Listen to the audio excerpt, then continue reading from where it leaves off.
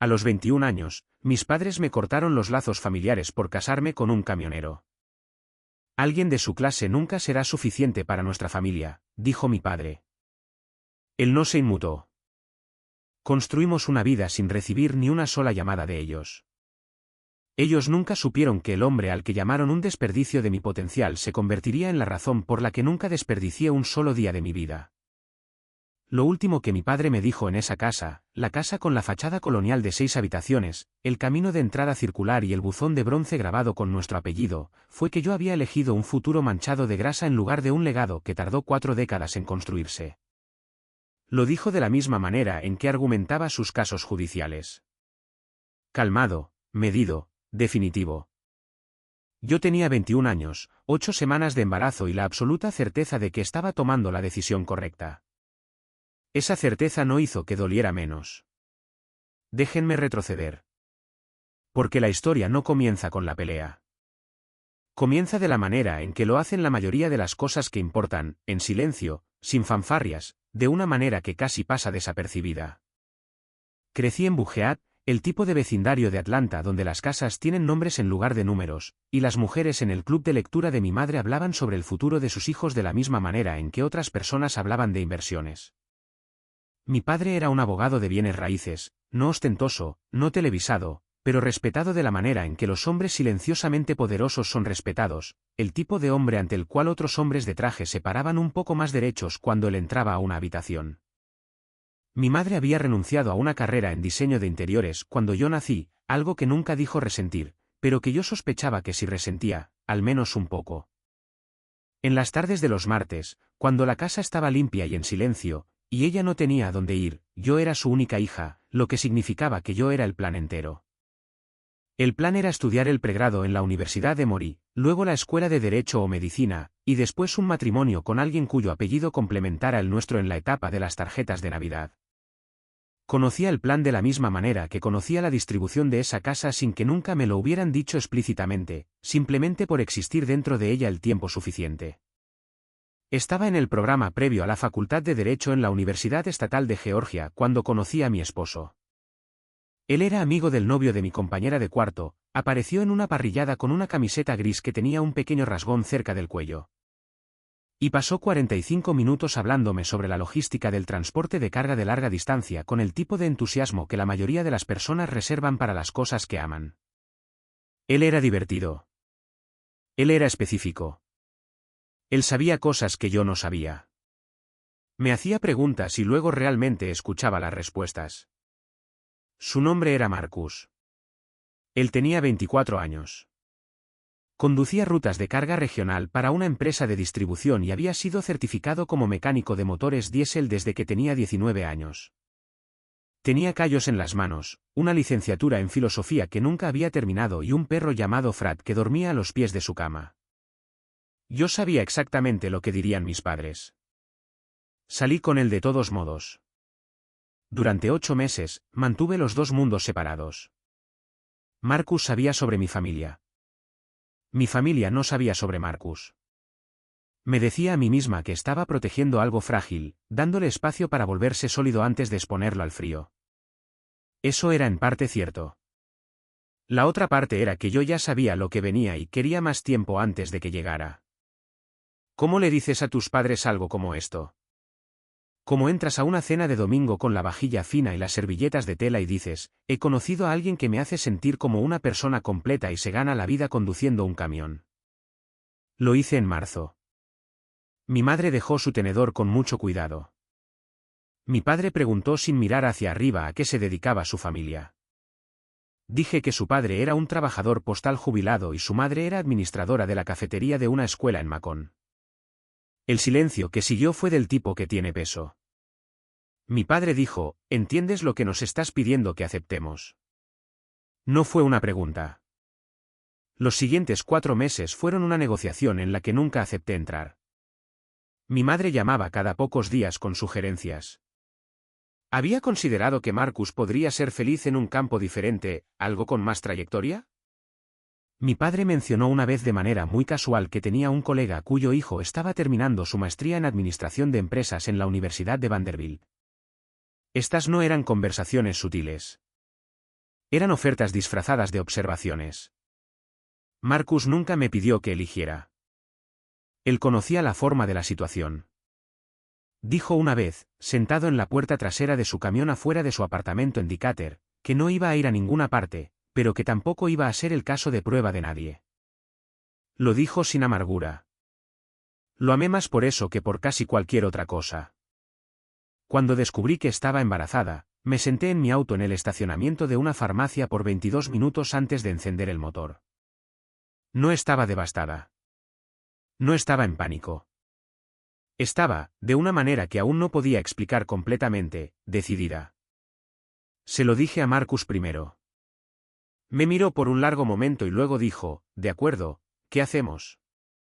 Y la forma en que lo dijo resolvió algo en mí de manera permanente. Se lo dije a mis padres un miércoles por la noche. Mi madre lloró. Mi padre no lo hizo. Preguntó si había considerado mis opciones. Dije que sí. Preguntó si entendía lo que estaba dejando atrás. Dije que estaba empezando a pensar que nunca lo había tenido completamente para empezar. Eso cayó mal. Las cosas escalaron de la manera en que lo hacen las conversaciones cuando ambas partes se han estado conteniendo por demasiado tiempo y de repente se detienen. Mi padre dijo que, si yo continuaba con esto, la relación, el embarazo, todo, lo estaría haciendo sin su apoyo, financiero o de otro tipo. Mi madre no lo contradijo. Se sentó en la mesa de la cocina con las manos entrelazadas y los ojos húmedos, y no lo contradijo.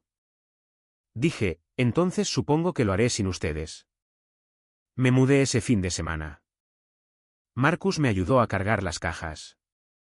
Sacudió la cabeza lentamente ante el tamaño del vestíbulo cuando vino a recogerme, pero no dijo nada al respecto.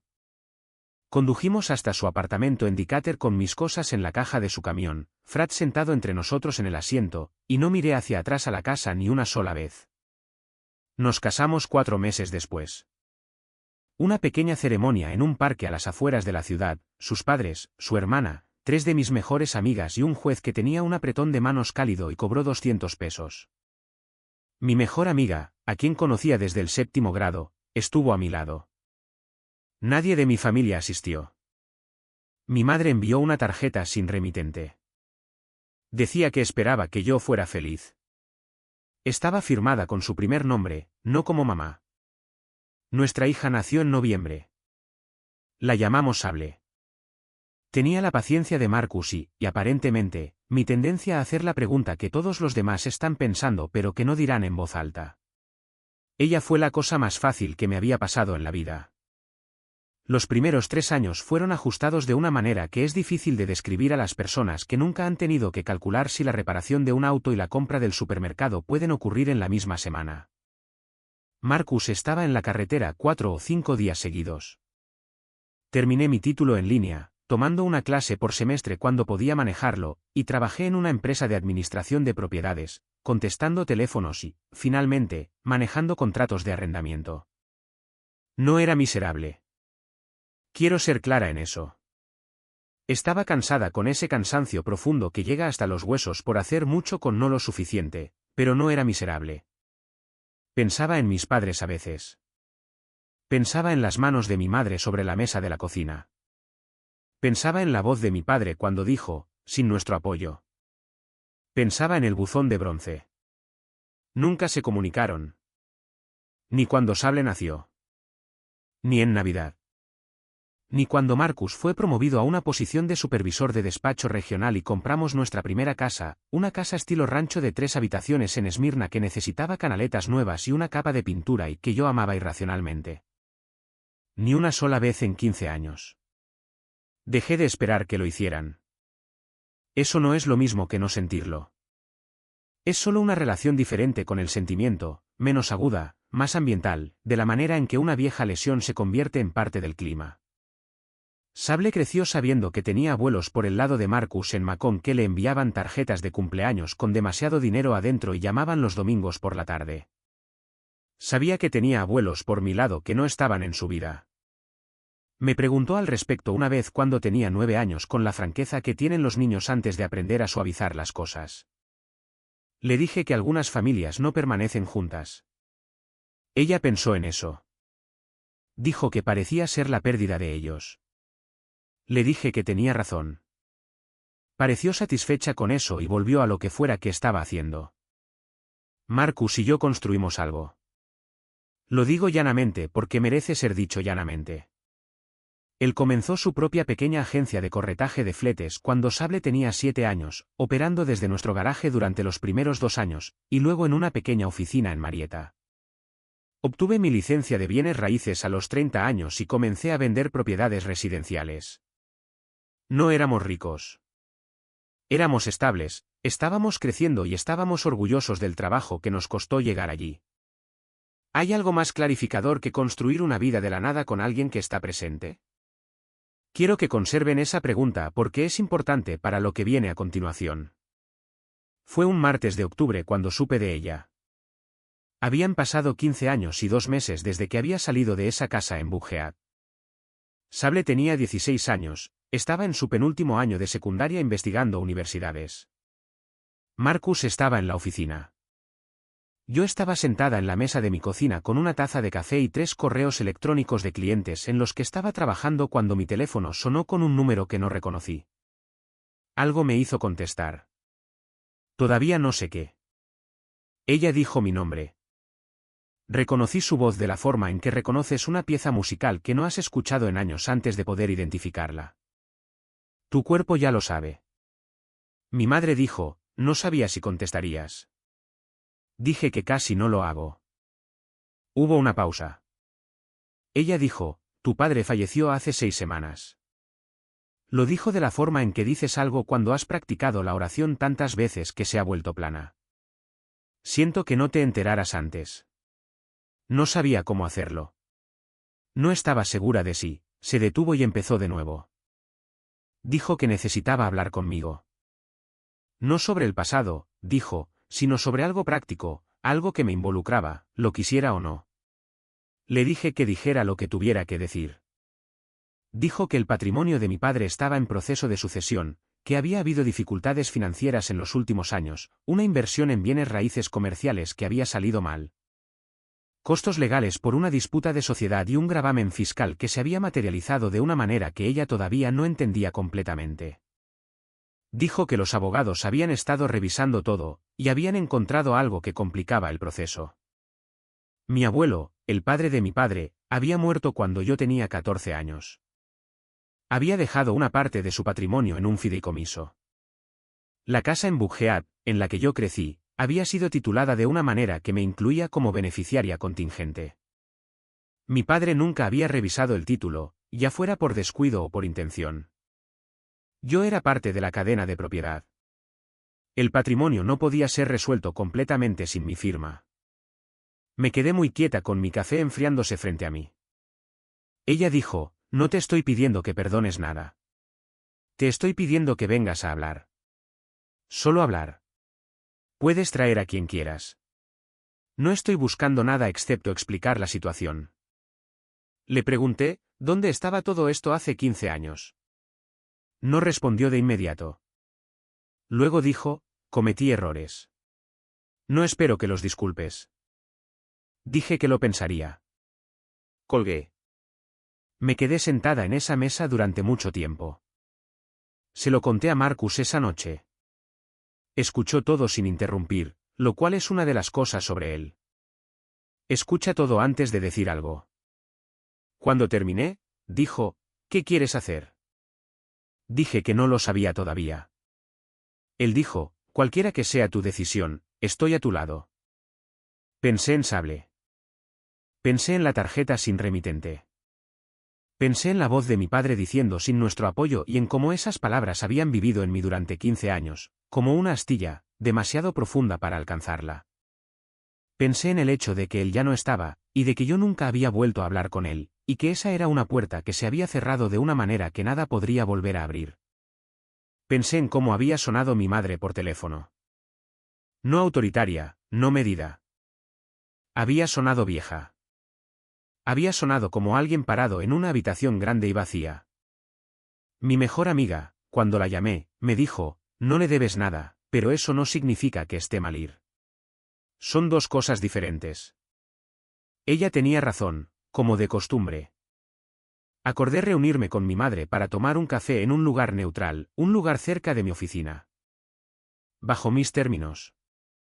Llevé a mi mejor amiga. Se lo dije a mi madre por teléfono de antemano. Esto no es una reconciliación. Es una conversación. Ella dijo, lo entiendo. Ella estaba más delgada. Su cabello estaba completamente gris, lo que me sorprendió más de lo que debería. Estaba vestida de la forma en que siempre se había vestido, con cuidado, con ropa discretamente cara, pero había algo disminuido en ella que no tenía que ver con la ropa. Se puso de pie cuando entré, y me miró por un momento como si estuviera calculando algo. Y luego volvió a sentarse. Me senté frente a ella. Mi mejor amiga se sentó a mi lado y no dijo nada. Y estuve agradecida por la calidez de su presencia. Mi madre expuso la situación claramente. La casa tenía una hipoteca pendiente, el gravamen fiscal y la deuda del patrimonio. Ella no estaba en la indigencia. Dijo que tenía sus propios ahorros y que estaría bien, pero la casa no podía venderse. La sucesión no podía cerrarse, y ella estaba legalmente estancada hasta que mi parte del título se resolviera. Los abogados le habían dado opciones. Yo podía firmar una escritura de renuncia, liberando mi interés. Podía elegir que me compraran mi parte al valor de tasación, o podía impugnar la distribución y extender el proceso de sucesión significativamente. Ella dijo, no estoy aquí para presionarte a ninguna de esas opciones. Vine porque mereces escuchar esto de mí, no a través de una carta de un abogado. Le pregunté por qué mi padre nunca me había eliminado del título. Ella miró a la mesa por un momento. Luego dijo, yo también le pregunté eso. Cuando los abogados lo encontraron, dijo que siempre tuvo la intención de solucionarlo y nunca lo hizo. Pero he tenido 6 semanas para pensar en ello, y no creo que esa sea toda la verdad. Le dije, ¿cuál crees que es toda la verdad? Ella dijo, creo que una parte de él nunca dejó ir completamente la idea de ti, incluso cuando actuaba como si lo hubiera hecho. No respondí a eso. No estaba segura de creerlo, y no estaba segura de que importara. Pregunté sobre la situación financiera con más detalle. ¿De cuánto era el gravamen? ¿Cuál era el valor de tasación de la propiedad? ¿Qué significaba para ella, en la práctica, resolver la herencia? Pregunté de la misma manera que pregunto todo ahora, con especificidad. Sin pánico. Ella respondió a todo. Tenía los documentos con ella. Tomé fotografías de las páginas relevantes. Antes de irme, le pregunté una cosa más. Le dije, ¿alguna vez le dijiste que estabas equivocada sobre mí? ¿Sobre Marcus? ¿Sobre todo esto? Ella entrelazó las manos sobre la mesa de la misma manera que recordaba de aquel miércoles por la noche hacía 15 años. Ella dijo, sí, le dije que fue lo peor que pudimos hacer. Se lo dije probablemente 100 veces en los últimos años. Ella hizo una pausa. Él dijo que lo sabía. Ella me miró. Nunca te lo dijo porque no sabía cómo deshacer 15 años de no decirlo. Me puse de pie. Dije que me pondría en contacto a través de su abogado. Conduje a casa y me senté en mi auto en mi propio camino de entrada por unos minutos. Nuestras canaletas habían sido reemplazadas la primavera anterior y la pintura era de un gris azulado que habíamos elegido juntos y la luz estaba encendida en la sala de enfrente donde Sable probablemente estaba haciendo la tarea. Yo había construido esto. Nosotros habíamos construido esto. Nadie nos lo había dado y nadie podía quitárnoslo. Pensé en mi padre revisando los documentos de la herencia y viendo mi nombre en un título que nunca había corregido. Pensé en 100 conversaciones que había tenido con mi madre de las que yo nunca me enteraría. Pensé en el hecho de que el duelo por un padre del que te distancias no sigue ninguna regla reconocible. No es limpio. No se resuelve. Se asienta en el pecho como el clima. Durante las siguientes 2 semanas, hice 3 cosas. Primero, hice que el abogado de Marcus revisara toda la situación de la sucesión de manera independiente. Quería entender mi posición real antes de tomar cualquier decisión. El abogado confirmó todo lo que mi madre había dicho. También confirmó que la parte tasada que me correspondía, si elegía que me la compraran, no era una cantidad trivial, era suficiente para pagar el resto de nuestro préstamo comercial y más, si elegíamos usarlo de esa manera. Marcus y yo lo hablamos. Dijo que la decisión era mía, no del dinero. Segundo, llamé a Sable a la cocina una noche y le conté la historia completa por primera vez, no la versión simplificada que le había dado a los 9 años, sino la verdadera. Ella se sentó en el mostrador de la cocina de la forma en que siempre lo hace, comiendo cereal a las 8 de la noche, y escuchó todo. Cuando terminé, dijo, entonces, ella quiere algo de ti después de 15 años de nada. Dije que sí. Ella pensó en eso. Dijo, ¿pero qué quieres tú? No lo que es justo. ¿Qué es lo que realmente quieres? No tuve una respuesta para ella esa noche. Tercero, pedí la única cosa que no había pedido al tomar el café. Le pregunté a mi madre a través de su abogado si había algún papel personal de mi padre, cartas, notas, cualquier cosa que se hubiera guardado. Me llamó directamente en lugar de pasar por los abogados. Dijo que sí. Dijo que había encontrado algo que creía que yo debería tener. Nos encontramos de nuevo, solo nosotras dos esta vez. En su apartamento, ella ya se había mudado de la casa en Buckhead a un lugar más pequeño, lo que me pareció como su propio tipo de ajuste de cuentas. Me entregó un sobre con mi nombre escrito con la letra de mi padre. Dijo que él lo había escrito hacía 3 años y le había pedido que me lo diera si le pasaba algo. Dijo que casi no me lo da porque tenía miedo de lo que me causaría. Dijo, no debía haber dudado. Lo siento. No abrí la carta frente a ella. Esperé hasta estar en mi auto. Su letra era exactamente como la recordaba, precisa, ligeramente comprimida, la letra de alguien que había pasado décadas firmando documentos. Escribió que había seguido mi carrera. Había visto mi nombre en el artículo de una revista local sobre profesionales de bienes raíces en ascenso 3 años antes. Se lo había mostrado a mi madre y le había dicho, esa es nuestra hija. Escribió que había pasado conduciendo por nuestra casa en Esmirna una vez, hacía años, y se había quedado sentado afuera durante varios minutos antes de decidir que no tenía derecho a tocar la puerta. Escribió que Marcus había sido, según todos los indicios, exactamente lo que yo sabía que era, un hombre de carácter, y que el error de mi padre había sido confundir el carácter con las credenciales. Escribió, estaba equivocado. Se lo dije a tu madre, pero nunca encontré el valor para decírtelo a ti, y estoy más avergonzado de eso que de cualquier otra cosa en mi vida profesional, lo cual es mucho decir para un hombre que pasó 40 años en los tribunales. No pidió nada. No intentó justificar nada. Simplemente lo dijo. Me senté en el estacionamiento del complejo de apartamentos de mi madre y lloré de una manera en que no había llorado desde aquellos primeros meses después de irme. No exactamente con dolor, sino con el agotamiento específico de algo que se ha mantenido en tensión durante mucho tiempo y que finalmente se libera. Tomé mis decisiones en la semana que siguió y les diré cuáles fueron y por qué. No acepté el dinero de la compra. Firmé la escritura de renuncia liberando mi interés en la propiedad. Quiero explicar por qué. Porque no es la respuesta que algunas personas en mi vida esperaban. Mi mejor amiga pensó que debería aceptar el dinero. Dijo que me lo había ganado. Que era legítimamente mío. Que 15 años de silencio ya me habían costado más de lo que el dinero podía medir, y ella no estaba equivocada en nada de eso. Marcus dijo, y quiero citar sus palabras exactamente. Dijo, el dinero sería útil, pero no lo necesitamos para estar bien. Así que descubre lo que significa para ti dejarlo atrás, no lo que te aporta. Lo que me aportaba era más simple que lo que el dinero habría sido. Firmar esa escritura cerraba algo. Aferrarme a ella me habría mantenido en esa casa para siempre. No en la casa física, sino en la idea de ella. El buzón de bronce, el camino de entrada circular, la versión de un futuro que alguien más había decidido para mí antes de que yo tuviera edad suficiente para decidir por mí misma. Yo no quería una parte de esa casa.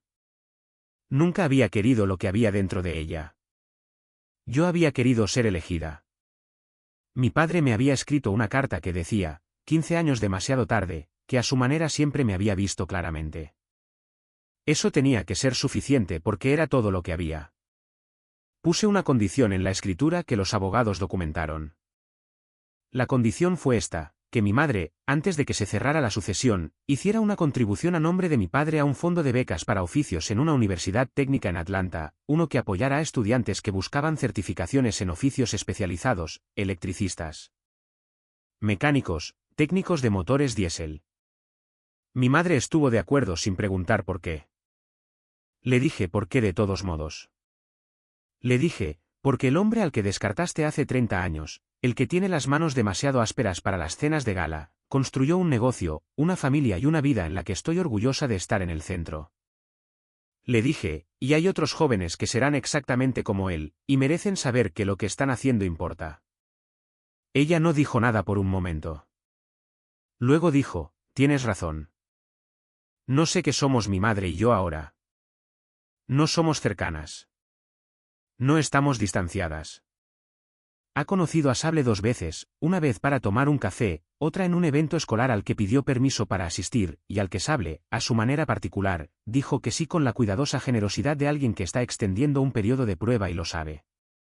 Sable llegó a casa de ese evento y dijo, parece alguien que lo está intentando.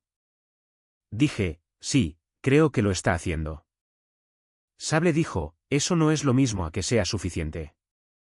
Dije, no, pero es donde comienzan las cosas. Marcus no la ha conocido. Ha dicho que no tiene prisa. Dijo, si te importa con el tiempo, estaré allí. Si no es así, también es una respuesta completa. He pensado a menudo en lo que significa construir una vida junto a alguien así. Alguien que enfrenta el peso de las cosas sin drama. Que arregla lo que se puede arreglar y deja ir lo que no. Cuyas manos, sí, todavía tienen callos porque todavía se mete debajo de los camiones los fines de semana y lo prefiere de esa manera. Y que ha construido más con esas manos que lo que la mayoría de las personas construyen con todas las herramientas que les han dado. Mi padre dijo en esa carta que había confundido el carácter con las credenciales. He pensado en esa oración más que en casi cualquier otra cosa que él me haya dicho, incluyendo las cosas que me dijo cuando yo estaba de pie en esa cocina con toda mi vida suspendida entre su aprobación y la mía. El carácter es lo que se queda en la habitación después de que las credenciales se van. Es lo que se hace presente a las 3 de la mañana cuando el bebé está enfermo, ambos están exhaustos y nadie está actuando para nadie. Es la acumulación de pequeñas decisiones tomadas consistentemente sin audiencia a lo largo de los años.